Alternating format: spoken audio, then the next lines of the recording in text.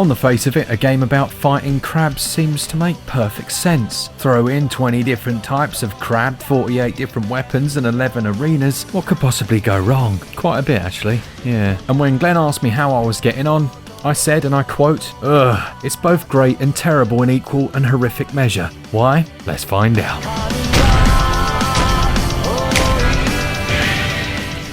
Quite honestly, I really hope you don't expect much in the way of story, because a story you shall not find, and part of me is quite thankful because I think that might have been a bridge too far.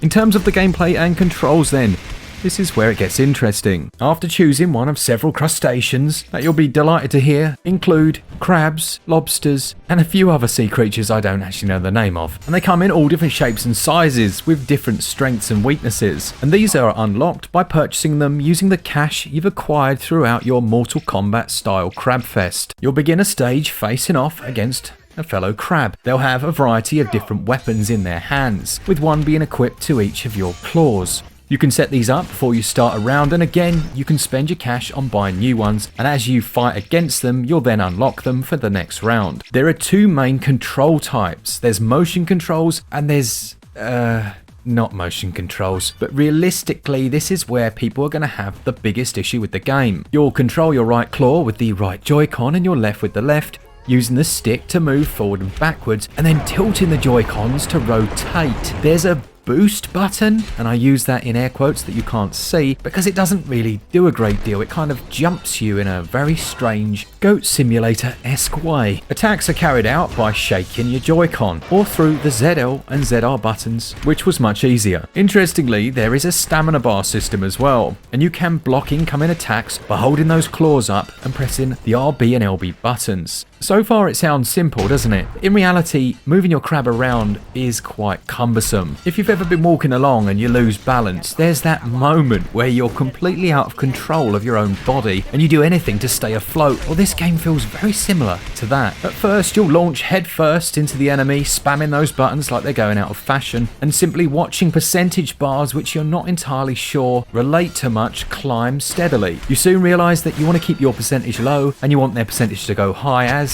this is all to do with their stability, and the aim of the game is to flip them onto their backs for 3 seconds. As well as being used for blocks, your L and R buttons are used to grab onto your foe. The longer you can hold on, the more damage you're doing, and it allows you to keep them within range and punch them with your other claw or other weapon that you've got in your hand. And you can pick up weapons from the floor, from the world around you, and even if your opponent drops theirs, you can then grab it and pick it up. The problem is, manipulating your claws into the right position to then press the button to grab them, it's easier said than done. Each stage is split into several different fights, and once you've flipped over a set of crabs, you'll be moving on to a more difficult one. But if you do fall in battle and find yourself upside down, staring at another crab's undercarriage, then you'll be given the option of having reinforcements. And this comes in the form of another crab who will fight along beside you. You can deck them out with the weapons of your choosing and even change the different crab as well as upgrade them as you upgrade your own. This was a nice touch, as otherwise it would have got very frustrating very quickly. But having that backup meant that generally you were able to push past some of the more intense and challenging fight segments.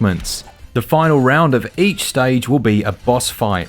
These usually come in the form of a much larger crab or crustacean, dual wielding some horrific monstrosities that they're going to fire at you, and in some instances I do mean fire. Not only does the game have a variety of melee weapons, it also has firearms that you can pick up, such as pistols and shotguns. And it was around about a few hours into the game when I was fighting a particularly tough crab with a double-ended lightsaber that I suddenly realised I was actually having a lot of fun despite the flaws of the game. Each of those different crabs that you unlock feel completely different to play as, and the fact that you can actually upgrade your crabs between rounds, making them stronger or more difficult to topple, adds a touch of strategy to the game. The movement and the controls though, just time and time again left me frustrated. This becomes more evident as you unlock new abilities, like the Kamehameha, the Crabcopter, and a few others. You'll have to do things like move your claws to the side, hold down 2 triggers together, and then press 2 others and fire forwards, but doesn't work out 9 times out of 10. Then there were the stages where I kept falling off of the world for apparently no reason. But I can't help but feel like I'm trying to look for logic within madness. And at its most insane moments where you're dual wielding those katanas or firing a morning star towards another crab, barely able to keep yourself going in the right direction, slamming into a building and then sending in an airstrike,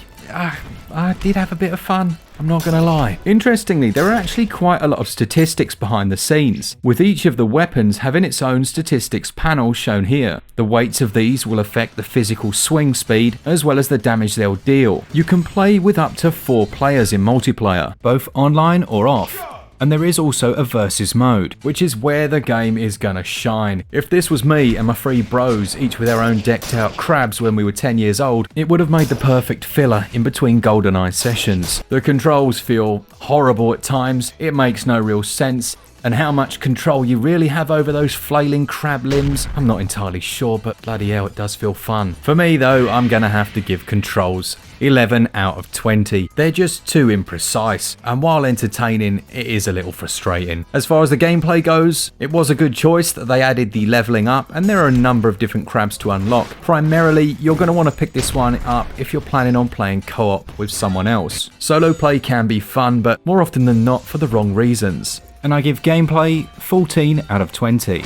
In terms of visuals and performance, the game is running strangely at around about 40 to 45 frames per second. It dips down sometimes and it climbs up at others, and while it feels quite smooth, I think there's a case to be made here for locking the game out at 30 FPS. I can see a few reasons why they did that, perhaps to keep the input latency down, particularly as most people will be using the default motion controls, but seasoned pixel peepers will notice a few moments of judder, particularly when items are flying all over the place. In terms of visual clarity, you will see quite a bit of aliasing when playing in docked, but in handheld it's not nearly as noticeable. I was impressed by all of the different crabs though. There are a number of them to work your way through and each look very different and unique. And then there's the weapons. As I mentioned, there are lightsabers, giant axes, swords, katanas, and there was one moment where I just bought my claymore where I felt like Duncan McCrab from the Clan McCrab, about to take someone's head off. The arenas themselves are reasonably well designed. There are things like destructibility in the environments, but the over-the-top physics system can become a hindrance to gameplay when the entire screen is filled with items just bashing all over the place, looking more like a Katamari game at times. The music and audio overall and sound effects are surprisingly good.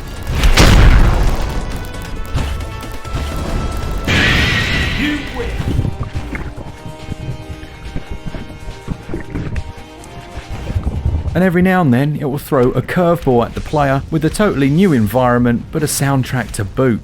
Something out of an epic movie. You have to hand it to the game, it most certainly embraces the ludicrous, and it does it with great aplomb.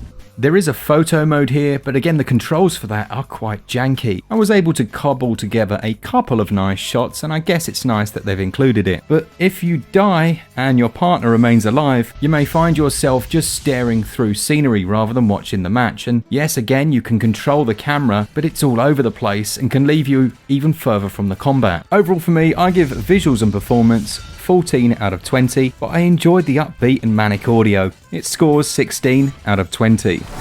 As far as value goes, the game's going to set you back £17.99, which for most players I think is going to be a touch high. One caveat to that is the offline and online multiplayer options. They're excellent, and I think that's where the game's going to have most of its life, as long as you are a Nintendo Online member. There's a decent enough amount of content with those 23 crabs, 48 weapons and 11 arenas, but realistically you can play through the entire game in around about 2 hours, unlocking the vast majority of those weapons and the bonus stage. There's a harder gameplay mode if you want to go back for that. I just don't know how many players will actually do so. Overall for me, I give value 14 out of 20.